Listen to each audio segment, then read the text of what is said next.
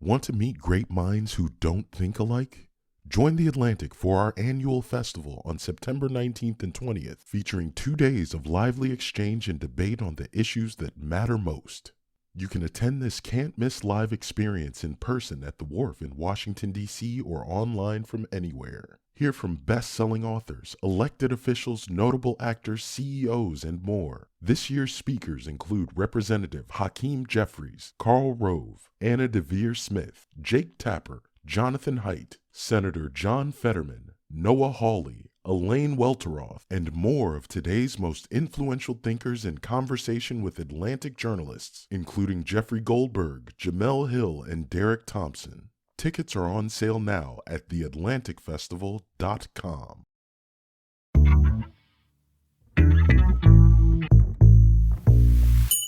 This is Good on Paper, a policy show that questions what we really know about popular narratives. I'm your host, Jerusalem Demsis. I'm a staff writer here at The Atlantic, where much of my written work begins with seeing a new working paper come out and following it down a research rabbit hole. An exciting new finding is always great, but the most important work is figuring out how it sits in the context of the rest of our knowledge base. What is it adding? Where does it depart from the consensus? And particularly when we're talking about new findings in economics, those often come from early versions of papers, before all the levels of review have been completed. So there's an extra, added level of scrutiny you have to have. There's one such paper that's been stuck in my brain since I first saw it come into my inbox more than 2 years ago. One that upended much of my thinking about the protests in 2020. The paper is called Who Protests, What Do They Protest, and Why? And it focuses on the demographic and ideological characteristics of protesters in 2 major social movements: the BLM protests following the murder of George Floyd, and the anti-lockdown protests that came in response to restrictive COVID rules. The paper finds that nearly 30% of protesters attended both the BLM and the lockdown protest, indicating significant overlap in the types of people attracted to both movements. And the research shows that these people are protesters, not counter-protesters. This finding really surprised me, and it made me question my priors about what kinds of people were attracted to these movements. Now, it's not possible to talk about protests without thinking about those that rocked college campuses this year. While this conversation doesn't touch on those protests because we taped it in the spring, the research still has some lessons in it for those drawing large conclusions about who's protesting and why, and whether contemporaneous media reports can give us an accurate picture of chaotic events. The stakes of misunderstanding the composition of protesters are high. Who we think is protesting drives how we respond to them. Who we think make up social movements affects whether our leaders react to them and how. And most importantly, for me, as a journalist, my own misunderstandings of what the 2020 protests were shaped my thinking about public health restrictions and whether they had gone too far. I asked the lead author of that paper to come help me think through all of this. Nick Papageorge is an economist at Johns Hopkins University, where he mostly focuses on the intersection of public health and economics. Let's dive in. All right, Nick, welcome to the show. Thank you. Thank you for having me. So I want to take us back to spring of 2020. It was a really scary time. COVID was in full swing. We were seeing caseloads rising. I remember just being terrified. I didn't really know what was the way to keep yourself or the people you cared about safe. I was lucky that I got to work from home the entire time. But at the same time, it was just like there was such different changing informational environments. It just felt very chaotic. And the advice we were all getting was just stay away from other people, stay masked, and, just limit contact as much as possible. And, spring of 2020 is also when George Floyd is murdered. And in response, a nationwide movement erupted. Protests were happening in, most American cities and even around the world. And all of a sudden, I have a vivid memory of seeing this open letter that's signed by over 1,200 people, public health professionals, infectious disease professionals, and it's a weird document from the time, right? Because you have them criticizing the, quote, heavily armed and predominantly white protesters for protesting stay-at-home orders. But then they say that actually the anti-racism protests were completely justifiable under public health grounds. Quoting directly from it now, they say, do not disband protests under the guise of maintaining public health for COVID-19 restrictions. And it just felt very weird to me. It felt very weird that you had public health professionals who ostensibly were giving us advice about how to stay healthy, now telling us that, well, for certain things, it was okay to break some of these guidelines. So what was your reaction to that letter? I think if I could start at a high level, one of the critiques coming from economists, and people have an idea of what economists do, and it has to do with sort of banks and finance and interest rates. And it turns out that what we do is a lot closer to what maybe comes into your mind when you're thinking about what a sociologist does. We study people and behavior and factors that affect behavior, sources of inequality, and so on. And so one of the things that really frustrated economists was there seemed to be this like implied hierarchy about what was important in these public health debates. And of course, we don't want people to die from like a disease.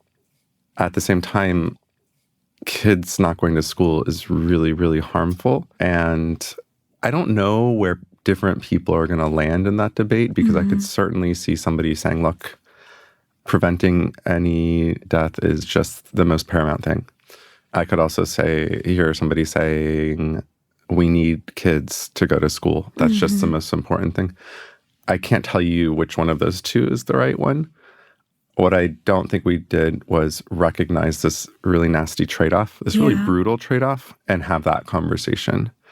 And then there was this kind of like implied view about what's kind of a worthy thing to do. And I guess it wasn't. Like what's worth risking COVID? Right, yeah. Exactly. What's worth risking COVID? And we sort of decided, or it was decided that, well, okay, but going to a BLM protest is okay. And I think that undermines some credibility of some of these decisions that were made on our behalf. And I think that maybe I agreed in a way with that trade-off. I decided to leave the house and join a big group to go to a BLM protest, but I could see why people might have thought, hey, wait, you're telling me I can't take my kid to school, but that I'm allowed to go to this protest? That doesn't seem right. Who decided that?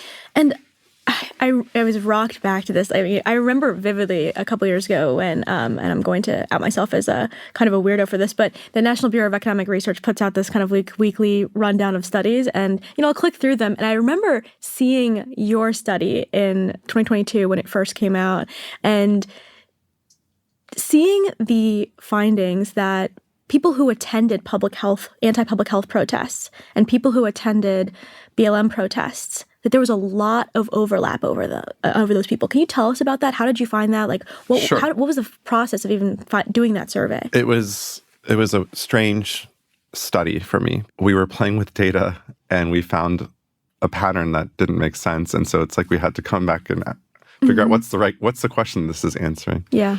Why were you doing the survey in the first place? The survey started pretty soon after the emergence of COVID-19. And Washington University, got some outside funding to run a kind of a high-quality survey. I was asked to sort of contribute some thoughts on what we might want to look at. That is because I've looked at infectious disease before in the economic context, in particular like HIV, risky behavior, how it interacts with medication usage and employment and these kinds of things, these health economic interactions. So we started asking questions, and then the data set was going to go back for like several rounds. And so by the time of the second round of questions, when they were asking whether we wanted to add more questions, the BLM protests had started. Okay. And so we thought, well, we should probably collect data on whether or not people are attending them. And then I don't know who in the group, it might have been me, I kind of don't think it was, somebody said, well, there are kind of these other protests going on for reopening. I don't want to quite call them anti-public health. I think that they were maybe pro-reopening. No, it's fair. It's probably a biased way of me talking about it. So there were these protests, and in my mind still that there was still this like caricature that these were like gun-toting vigilantes, and But we should probably collect that data as well because we're trying to be scientists here. And I thought, well, why don't we see what's predicting protest attendance? Obviously, going to a BLM protest probably predicts not going to a reopening protest, just because that would make sense according to my bias, my priors. Mm-hmm. And we found the opposite. And then we checked it again and we found the opposite again. And then we really started to kick the tires. But the result didn't go away. And so then we sort of entered this period of thinking, well, okay, then maybe this is novel. Mm-hmm. And maybe we need to start to figure out why this might make sense.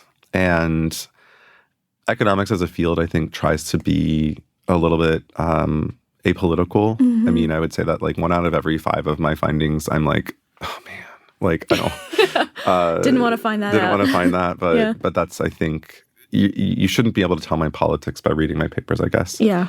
But one thing I did think to myself was, I am getting frustrated by some of the public health mandates that seem to me to be a little bit excessive. More than just closing schools or other stuff?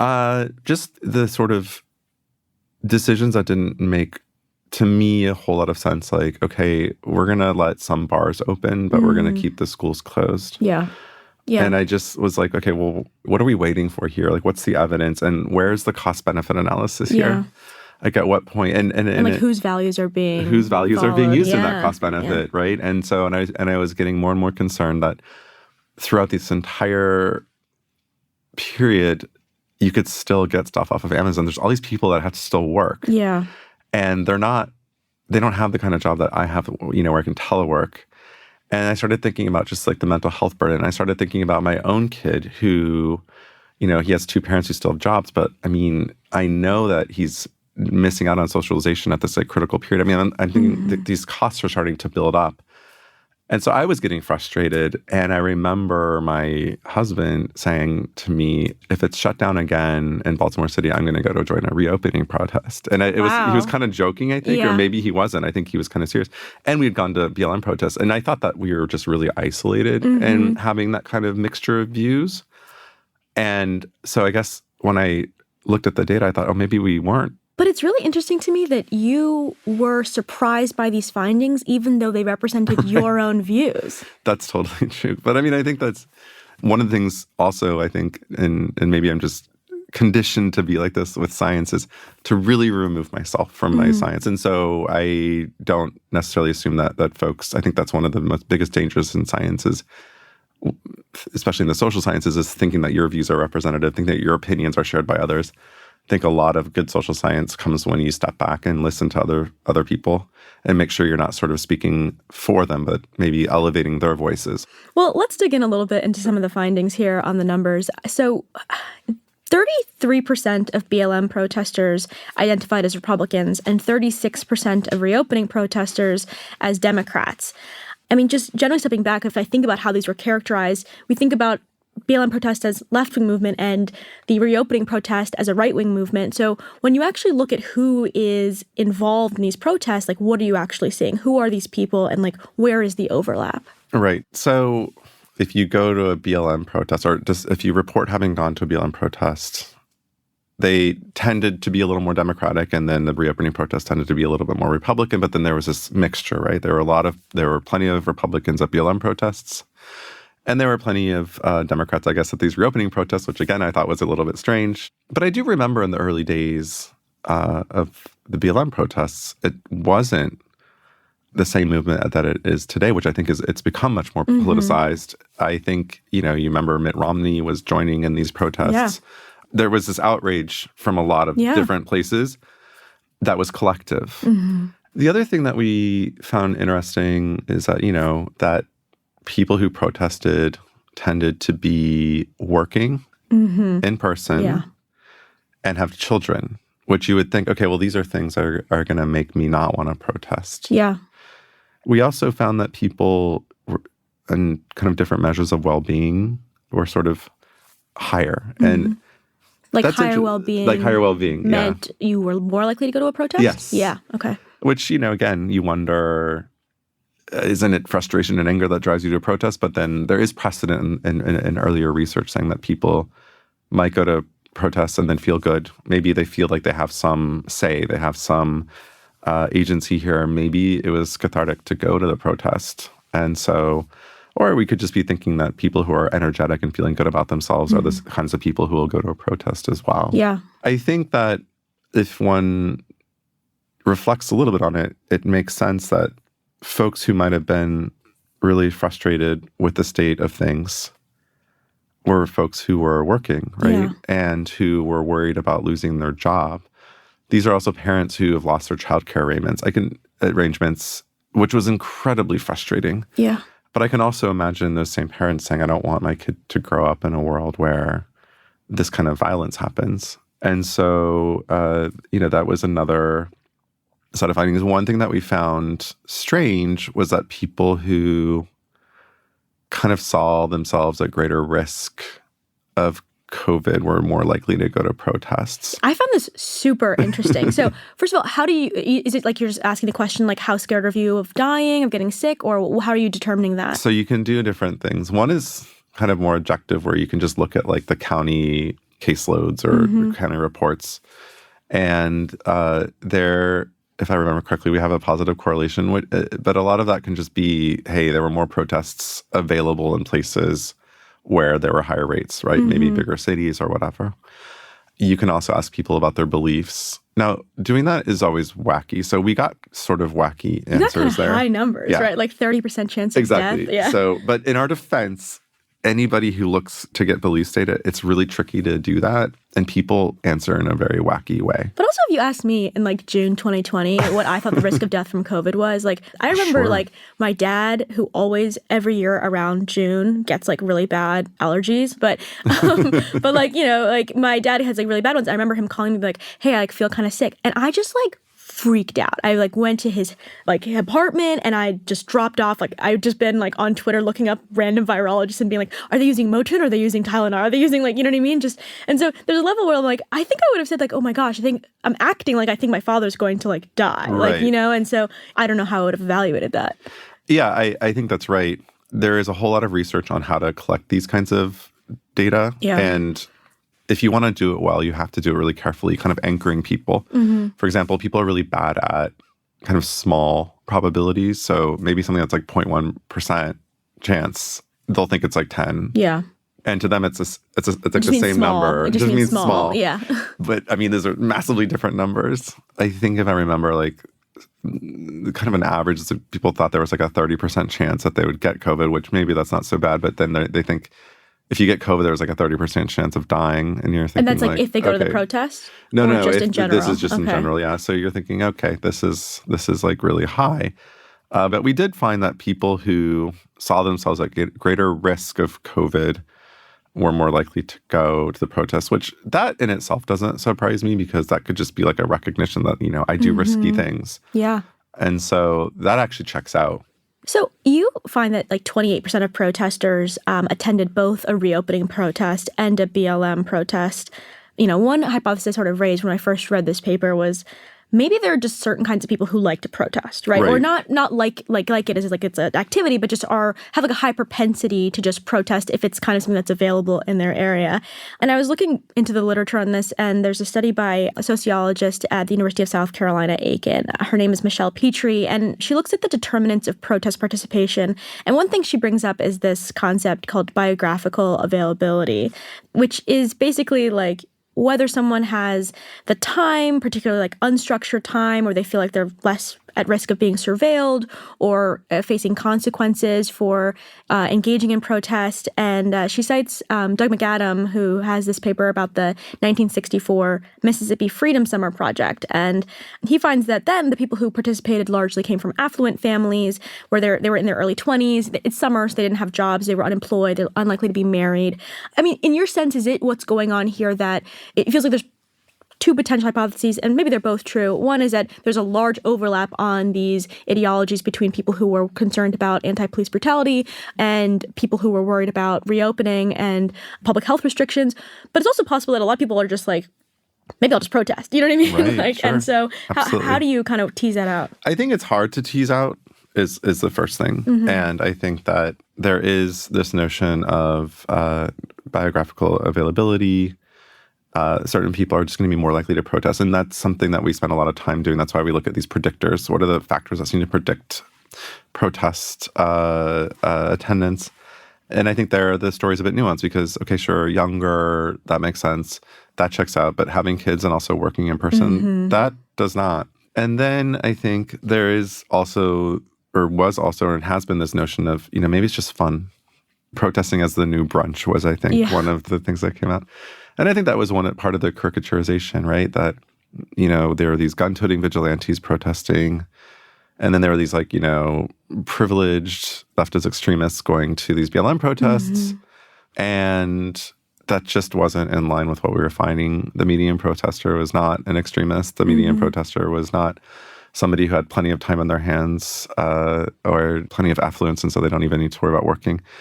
People seem to be overcoming obstacles to get there. And so that's got to be at least part of the story. And we also were able to look at kind of police shootings in the kind of area where these folks were, and it seemed to be also predictive, which means, okay, this issue. If there were more police shootings, people were more likely to go to BLM, exactly. And that seems to suggest that, this isn't just a leisure activity, but something that people are taking seriously.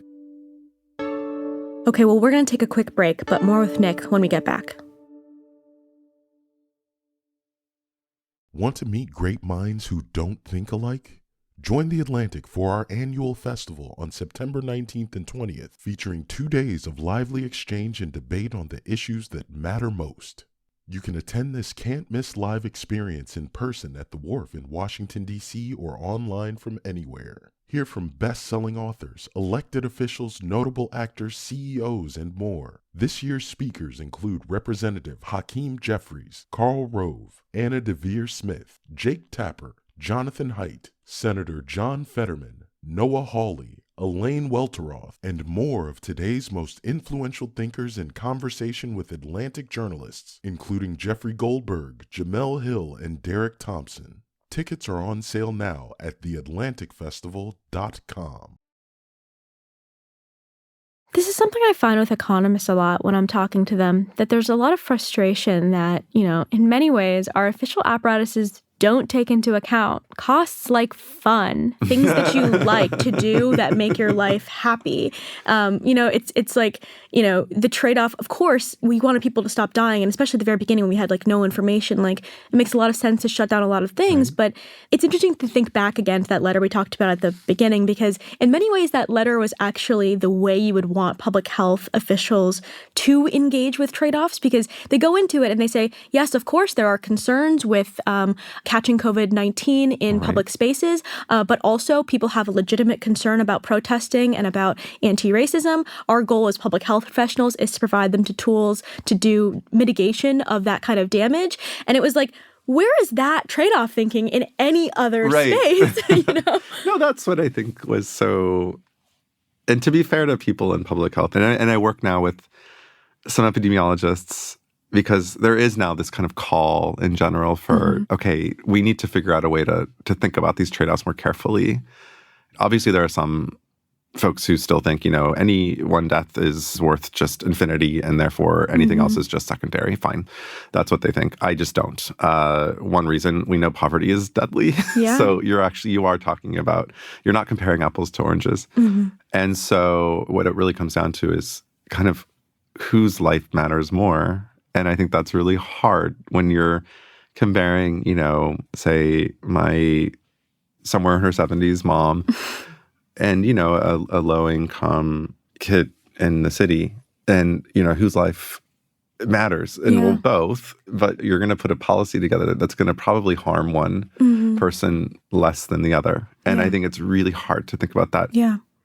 And I mean, I think to me, there were so many times during the pandemic where I felt like the way that public health professionals, kind of the value system in place was sort of this, and I later learned this is kind of called the precautionary principle, which is sort of this idea that, do no harm is the very simple way of doing it, of just saying okay, whatever you actually are going to do, make sure at to the 99.999% sure, even 100% sure that anything you do is not going to cause harm. And that means let's not approve tests if we're not 100% sure that they're going to be like perfectly accurate or at a really high level of accuracy, even though the status quo is that we have no tests, that people have no way of figuring out whether or not they might be infected. And I wonder, do you think that this sort of the finding that you're having in this paper and also the research you've done in other spaces, like, is that pushing the public health field to think differently? Or are you seeing any kind of changes at all in the public health field in response to how many people felt that trade-offs weren't really adequately considered during 2020? So I absolutely think that this paper and other work I've done pushes against this idea that in public health context, that health is the only thing to think about. I've made kind of a whole career off of thinking about, the way that health interacts with other factors that are important to us. Like we're not health maximizers. We might have, you can imagine some creatures living in some other planet that, the only thing they care about is their health.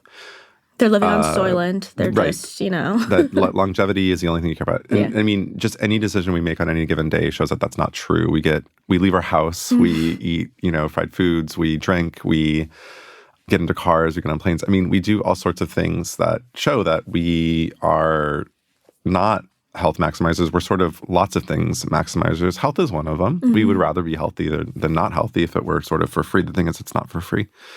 And so I think that there has been, some movement towards how can we do this better and, just recognize that there are these trade-offs. And I think the subtle point is to say that I don't really care where you come down on that trade-off or where I come down on the trade-off. It's just I want to present that trade-off. Yeah. And then, politics can kind of decide where we go from there.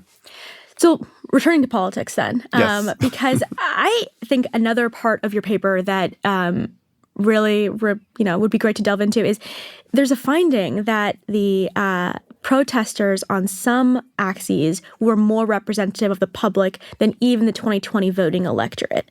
And it's not on all of them. So you find on age and income, right? The protesters were younger and like much younger and then like slightly more low income than the voting population and the general public.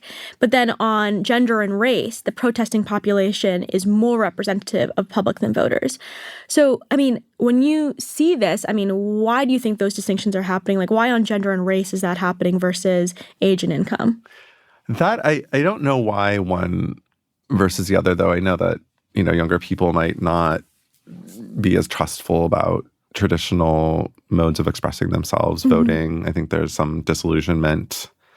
I think that, we know that voting is on a certain day and there are lots of requirements that are maybe easier to navigate if you have more income or more work flexibility, which usually or oftentimes is going to correlate to higher income. If I leave for 3 hours from my job, no one's going to really even ask me where I've gone. Whereas that's just absolutely not the case with people who are working hourly.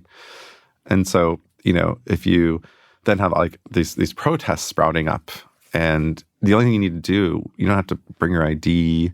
You don't have to make sure you registered a few weeks ago or whatever. You just go.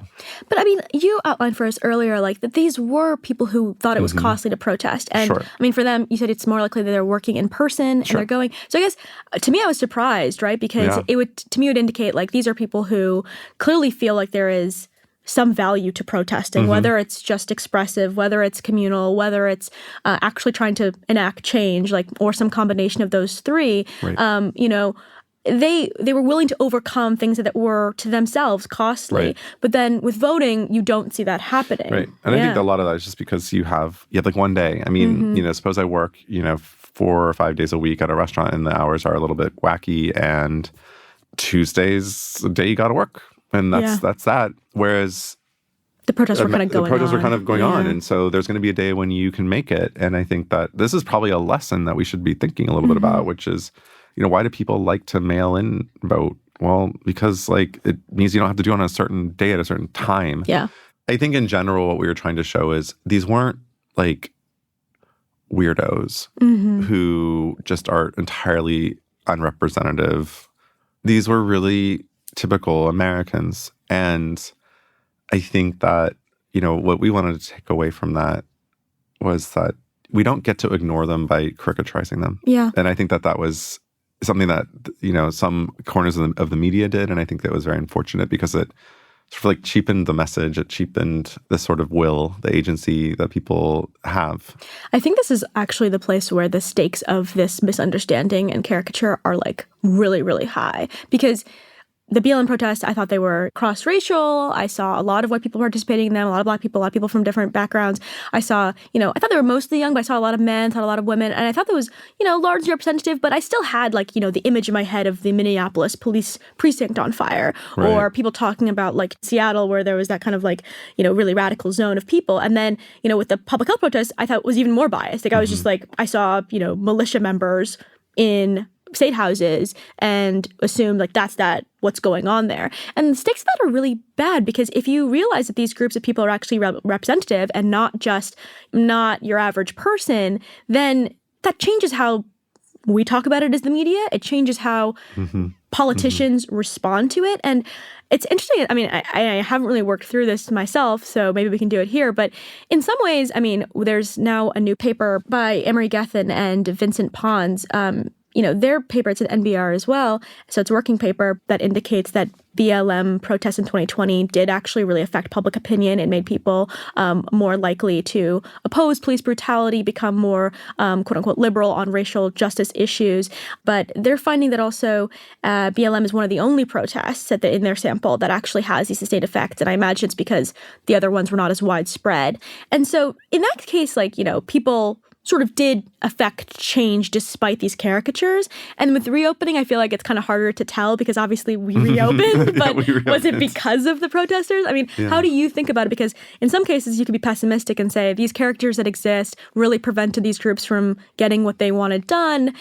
But there's some evidence that shows that despite the way that they were covered and maybe popularly understood, people still really were able to get certain policy things enacted. Yeah, I think I think both things can be true at the same time. I think BLM certainly did have an effect. It did morph a little bit into a different movement, and I think the idea of like defunding the police became much more, prevalent. And I don't think that's where the original protesters might have been. But I think that the original coalition of people, this like the very ideologically diverse set of people, would maybe say, yeah, well, some things have happened. It's much more on the radar. The idea of police reform, I think, is much more reasonable to hear about in different corners, when before maybe that had been a little bit more of an extreme view.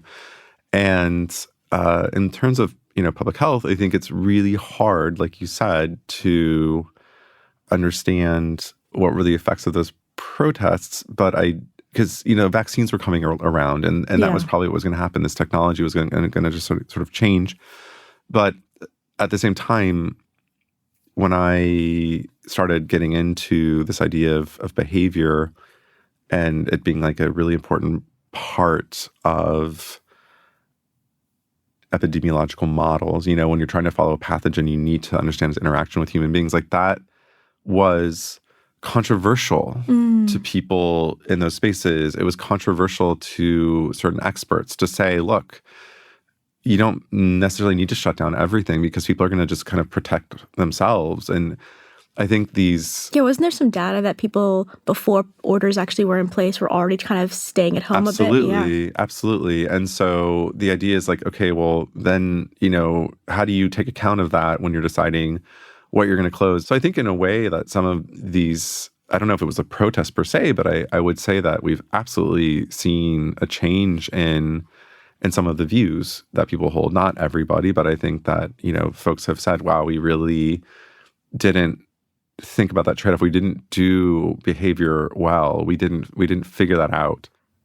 Well, I guess, like, how generalizable do you think your findings that you have about the BLM protests or the reopening protests are to protests writ large, right? Like, is it the case that, like, you're in June 2020, COVID-19 health precautions have sort of ensured that in many ways people, there's a large number of people who are doing self-limiting behaviors such that they're able to participate in protests, or that like maybe the costs were just like so high at the time to not engaging in protests that people were willing to do it. But, you know, I mean, I feel like there's a lot of protests out there that are not like this, that feel like they are like a really small group. And maybe it's no one's just done your analysis yet to figure out that they're very representative people. But like, I don't know, sometimes I just see things and I'm like, that just seems like 20 people who are on this issue. Like, that does not feel like a regular thing. So like, how do you think about why these ones felt this way versus what most protests I think that if I'm a good scientist, I'm going to say I don't know how generalizable this is, because that was a very unique moment in our history where we had these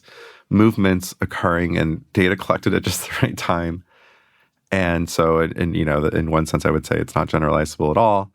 But then you start to look, and I started to question this kind of received wisdom that we're just hopelessly at odds with one another, that there are these like extremists, and that there's this polarization happening, and it's just relentlessly kind of, you know, growing. And there's this, and I started to think, maybe that's not true, right? I mean, it sounds like it if you turn on the TV, but I started to question it, and I started to wonder how much of this is like manufactured polarization, how much of this is just not really necessarily there. And I think abortion is like one of these issues, right? Where like the median American kind of wants abortion rights with some restrictions. And I am very pro-choice in my views. And I, for a long time, thought if anybody's not kind of 100% pro-choice, then they're kind of the enemy. And I, after all of this, started to think, was that the right stance? Yeah. Like if somebody said to me, like, you know, abortion's complicated for me, I think I'm a little pro-life, I understand that there should be difference or whatever. Like maybe I shouldn't have seen that as the enemy, but maybe I should have been thinking, you know, is there common ground?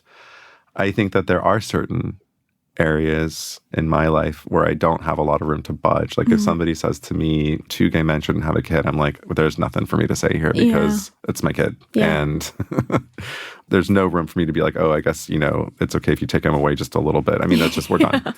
But I think that on a lot of other issues, there's a lot more room to just recognize that we can do something together. And I wasn't ready for that before. And now I think I am. Well, that feels like a great place to close out. Our last question is always the same. What is an idea that you thought was good on paper, but when it came to real life, maybe it didn't pan out the way you thought? Okay. I was trying to think of one that would be appropriate to say. 'Cause, like, We've gotten a couple of weird ones already. Yeah, So I don't want to like lose my job or something. No, so, yeah, no, I'm just kidding. Okay. So I was just thinking about parenting and how I think I'm an okay parent, but I'm like, I lack the instincts that my husband has. Like he is very nurturing and like sweet and like just gets it with kids. And so the kid was having trouble sleeping, even though he's like a champion sleeper. So I am taking the kid home and singing the monkey who bumps his head song. And I thought it would be just brilliant to change the animals around. yeah. So we did bears and like cats and dogs. And then I got to snakes, and my kid like sang along with me until he got to like 2 snakes. Yeah. And then he just turns and starts no. crying and saying, I don't want snakes in my bed. And I just remember having to call my husband and tell him, he's like, what did you do? Because he's used to me being stupid. Yeah. And his boss was like there, and the phone was on, you know, speaker. And she's like, now I'm afraid to go to sleep. I mean, like, I was just like, wow, I'm really bad at this. Well, does your kid sleep now? Yeah, he's fine. Well, it's then, fine. you know. It's all fine. It's all fine. Well, thank you so much for coming on the show, Nick. This has been a fantastic conversation. Thanks so much for having me and for all these interesting questions. Good on Paper is produced by Janae West. It was edited by Dave Shaw, fact-checked by Enna Alvarado, and engineered by Erica Huang. Our theme music is by Rob Smirsiak. Claudine Abade is the executive producer of Atlantic Audio, and Andrea Valdez is our managing editor. And hey, if you like what you're hearing, please follow the show and leave us a rating and review on Apple Podcasts, or share it with a couple of friends who you think might like it.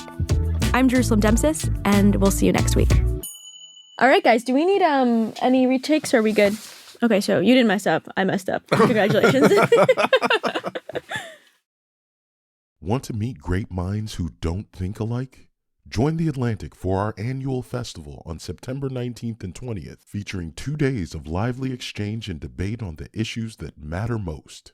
You can attend this can't-miss live experience in person at the Wharf in Washington, D.C. or online from anywhere. Hear from best-selling authors, elected officials, notable actors, CEOs, and more. This year's speakers include Representative Hakeem Jeffries, Karl Rove, Anna DeVere Smith, Jake Tapper, Jonathan Haidt, Senator John Fetterman, Noah Hawley, Elaine Welteroth, and more of today's most influential thinkers in conversation with Atlantic journalists, including Jeffrey Goldberg, Jamel Hill, and Derek Thompson.